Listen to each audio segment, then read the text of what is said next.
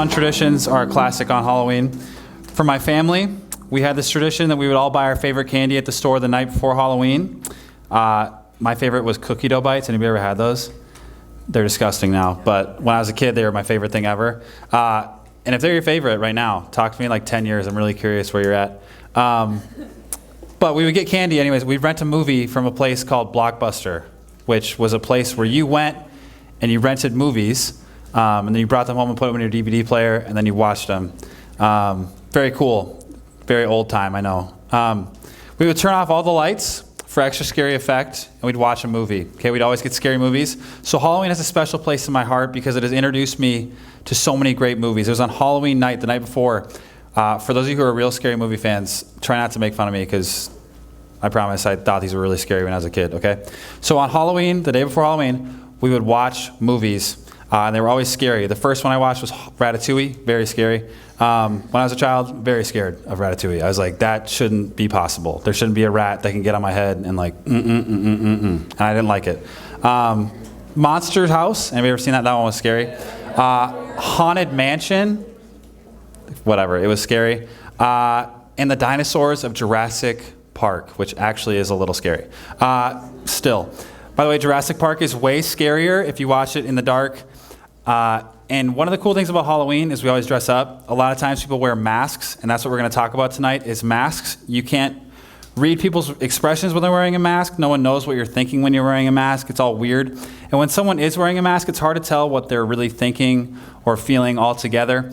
And it's just weird. You can't read people's expressions when someone's wearing a mask, which was one of the odd parts of COVID. When you had to look at someone and have a conversation with them, you didn't know if they were smiling or super angry with you, and you were just like, I'm just going to go with it. Hopefully it's cool. And so, can we be honest tonight though? We all wear masks very often. Every single person in this room wears a mask every once in a while, or very, very often. I think for all of us, it's a lot. And these aren't masks that people can see, but they're expressions intended to hide what they really are thinking and feeling. Does anybody know what I'm talking about right now? Have you ever laughed even though something was not funny? Yeah. Okay. Have you ever acted happy even though you're really sad because you didn't want anyone to ask what was wrong? Have you ever pretended to know what someone was talking about even when you had no idea what they were talking about? Have you ever done that? My father-in-law, Eric, Andrea's dad, is a big car guy. Big car guy. Eric loves cars. He loves to work on them. He does all of his own work on cars in his garage or outside the garage. And when I was home on winter break, when I was in my second year of college, Andrea and I were dating for a year and a half at this point. Yeah, clap up for that. Let's go. 7-year dating anniversary yesterday. Okay. Just kidding. That's not that exciting. Anyways, more notably, I was visiting Andrea, and more notably, I was visiting her father, Eric. And he heard I was having some car trouble. He was like, look, let's just drive me around the block. We'll see if I can hear anything. And as he's riding with me, he felt a slight vibration in my car. Okay? Eric said, did you feel that? I think that's your tie rod. And I was like, First of all, I've been dating his daughter long enough for him to know my name's not Rod. Okay? Second of all, I'm not wearing a tie. So I'm a little confused. And it took me a minute to realize he's talking about my car. Okay, I'm not joking at all. I was like, I don't know what a tie rod is, but sweet. And maybe you're like, I have no idea. I promise it's part of your car. Do I know what that part is? No, I don't. Ask Kyle. He's in the hard hat back there. So I just nodded. He's like, I think it's your tie rod. I was like, yeah, that sounds right. And he started into this long explanation about why the tie rod is vibrating and what that means, and I had no idea about half the words he was using. He could have been using a different language for all that I knew for that point. I just had no clue. I didn't want him to think I was ignorant when it comes to cars or that I was not good enough with cars to be with his daughter, so I was just like, yep, totally, man. So when he got done, I was like, yeah, that makes perfect sense. Have you ever done something like that where you're like, I literally have no idea what you're saying, but totally, dude. Yeah, you're like, I'm doing it right now. If we're honest, I think we're all pretty good about wearing masks and faking what we're truly thinking or feeling. Let's just try a little audience participation real quick.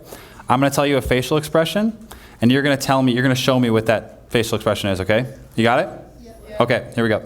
Show me your friend just said something not funny, but you're their friend, so you're going to fake a smile anyway. Nice. You guys really have some unfunny friends. Okay. Some of you guys are way too good at that. And now I'm a little embarrassed. So, okay, show me your fake mad face, like someone just made fun of you, like your buddy, but you know they were joking, so you're like not really mad, but you're just going to pretend that you're mad. Show me that. That's solid. Okay, show me you're in school. Show me you're in school, and you're supposed to be listening to the teacher right now, but you're totally daydreaming.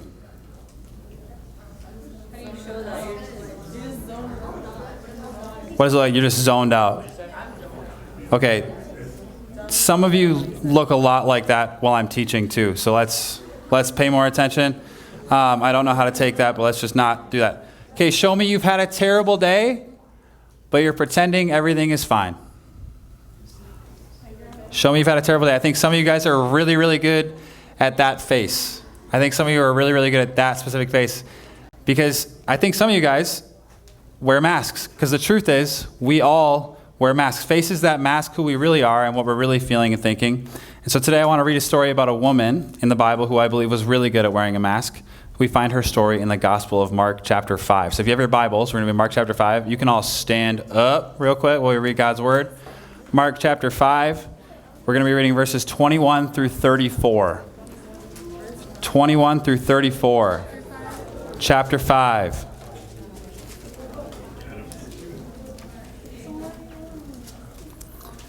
We're going to be focusing on the woman who interrupts Jesus as he's going to heal Jairus' daughter. Okay, Mark chapter 5, verse 21 through 34. It says this: When Jesus had again crossed over by boat to the other side of the lake, a large crowd gathered around him while he was by the lake. Then one of the synagogue leaders named Jairus came, and when he saw Jesus, he fell at his feet.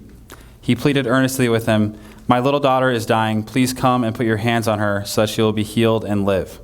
So Jesus went with him. A large crowd followed and pressed around him.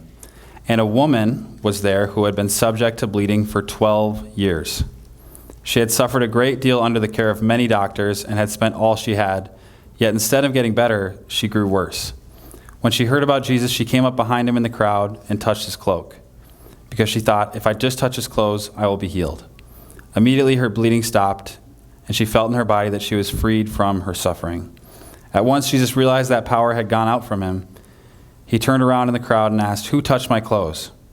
"You see the people crowding against you," his disciples answered, "and yet you can ask, 'Who touched me?'"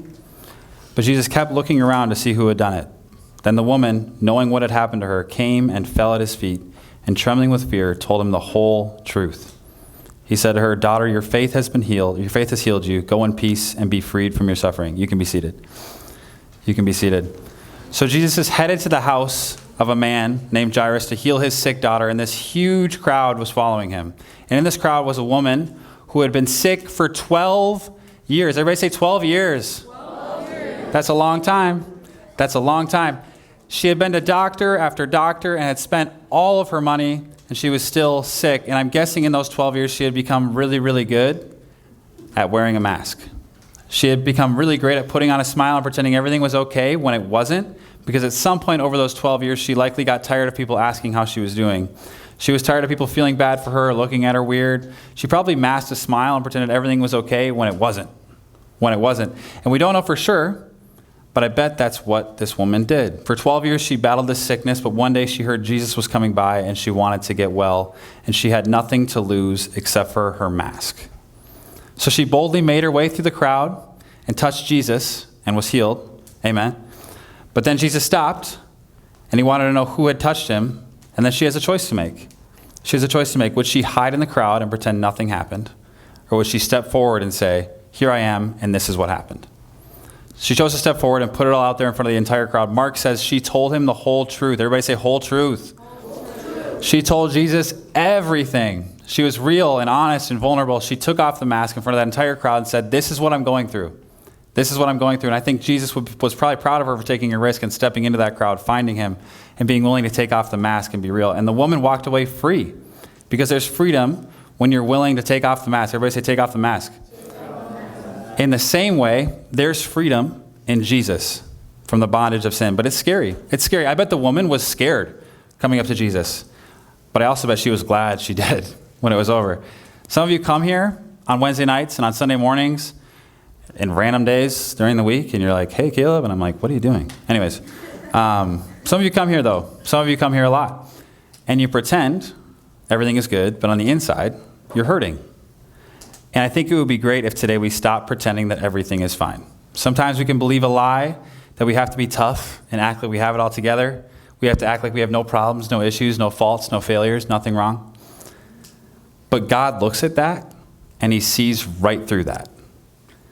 And he wants you to take off your mask. He says it's okay to be real. It's okay to take off the mask. But there's also another type of mask that some of us like to wear. In Jesus' day, he got really upset with a group of people who were really good at wearing masks.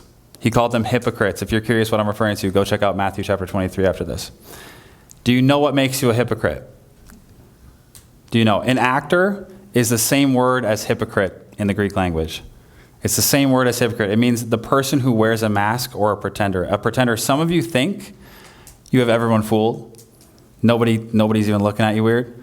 You come here to church and you act like you have no problems, but your sin is eating you alive inside. And you know it's wrong, but you think you can get away with it, and you think it's not going to hurt you.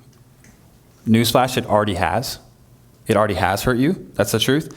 You wear the mask like everything is fine, but on the inside you're dealing with lust or pornography or anger or unforgiveness or lies or something else. And I think it's time to take off the mask, because here in our youth group, we want to be a family that's real with each other. We want to be a family that's real with each other. Some of you might be OGs and you remember District Blitz 2 years ago. Transparency leads to what? Transformation. Let's go. We do this from OGs. I'm actually really happy about that. Okay. Transparency leads to transformation. I thought there was maybe going to be like crickets right there. So that was awesome. Okay. So if that's you tonight, I invite you to take off the mask so that you can experience the freedom that God has for you. Before we wrap up, I want to read a poem called The Mask I Wear. Actually, I'll let you read it in your small groups because we're running out of time. It's very long, but you're going to love it. I think it's amazing. So it's really long, but we're going to skip it because it's really long. Read it in your small groups. Tonight, I think it's time for some of you to take off your masks. Take off your masks and be real about what you're going through. Whether it's a sin you're hiding or something that happened to you that just wasn't fair, it's time to be honest and take off that mask. So I'm going to go first tonight with a couple of masks of my own. If you really knew me, if you really, really knew me, you would know I still feel very inadequate at times. Very inadequate. Sometimes I ask God, who am I that you would allow me to speak your word? Who am I? Another one, if you really knew me, you'd know that I have real doubts. And in moments of trial, I've doubted the validity of prayer and even God. I really have. If you really knew me, you'd know that I have real doubts. If you really knew me, you'd know that I still have a real battle with cursing, with taming my tongue. I really do.